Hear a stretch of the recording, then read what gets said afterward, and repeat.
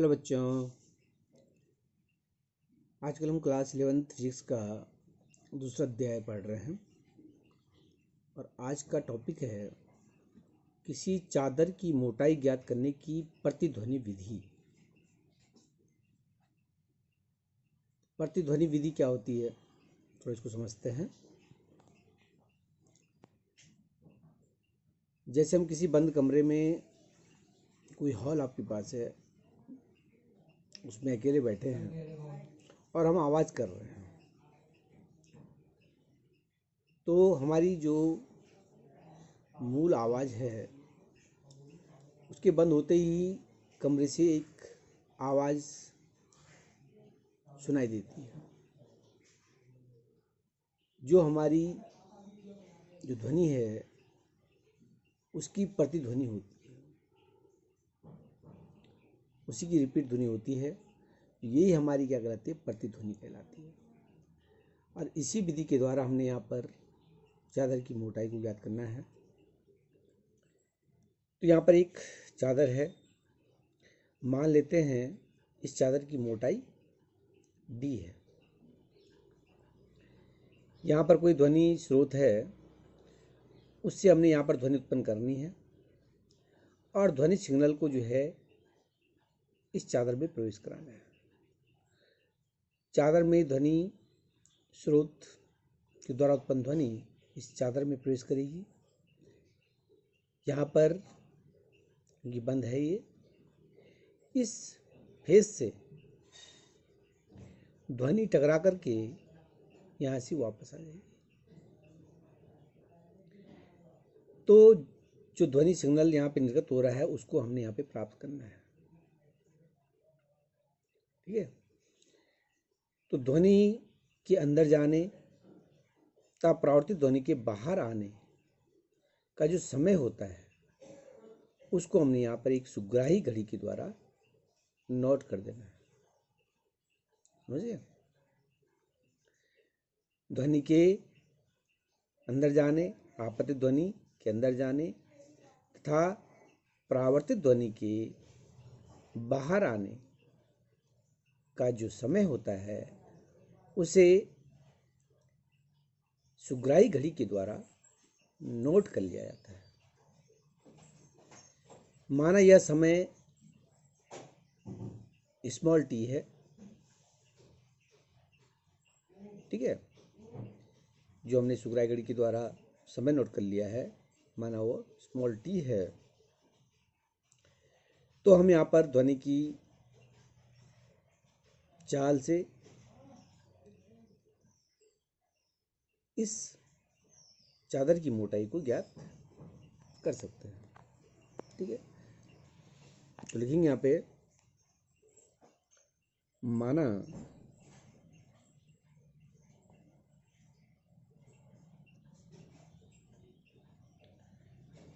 कोई चादर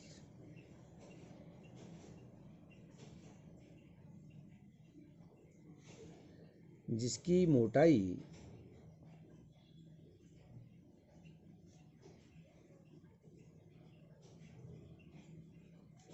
small D है को ज्ञात करना है।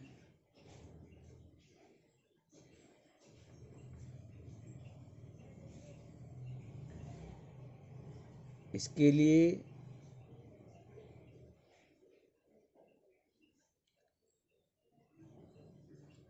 चादर के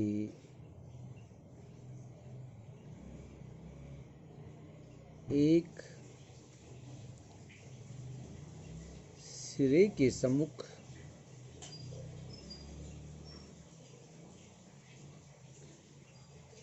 ध्वनि उत्पन्न करते हैं। यह ध्वनि सिग्नल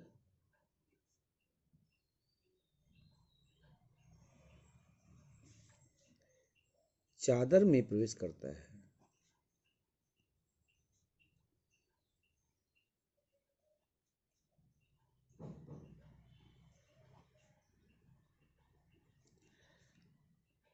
और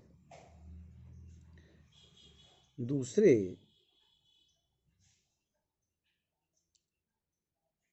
सिरे से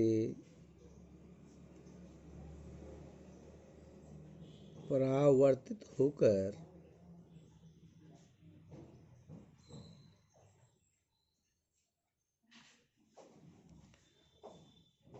बाहर निकल आता है।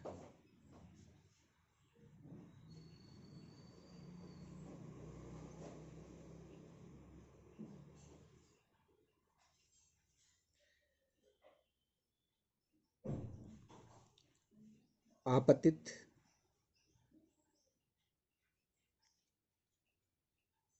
और परावर्तित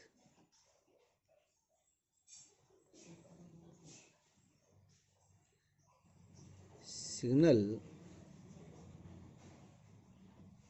के समय को सुग्राही घड़ी के द्वारा नोट कर देते हैं। माना यह समय स्मॉल टी है।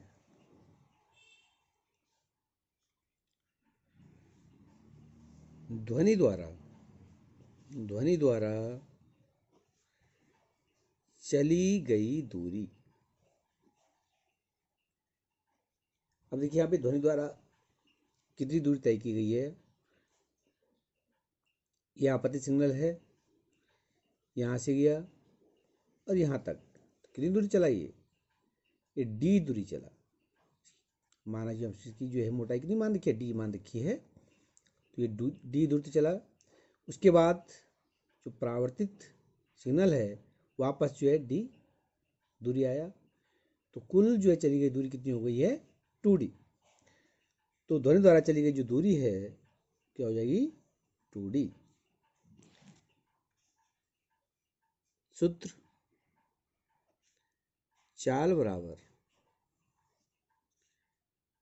दूरी बटा समय।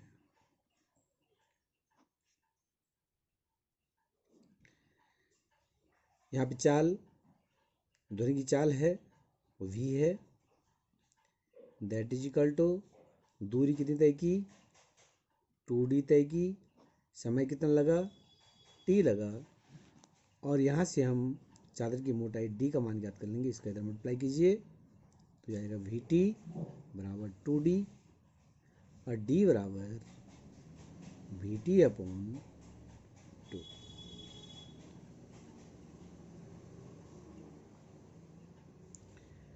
तो ध्वनि की चाल हमको पता होती है। यहाँ पर चादर की जो मोटाई है, जो टाइम है, t का मान, वो हम एक सुग्राही घड़ी से नाप लेते हैं और इस प्रकार से हम चादर की मोटाई जो d है उसका मान आसानी से यहाँ पर ज्ञात कर सकते हैं। ठीक है।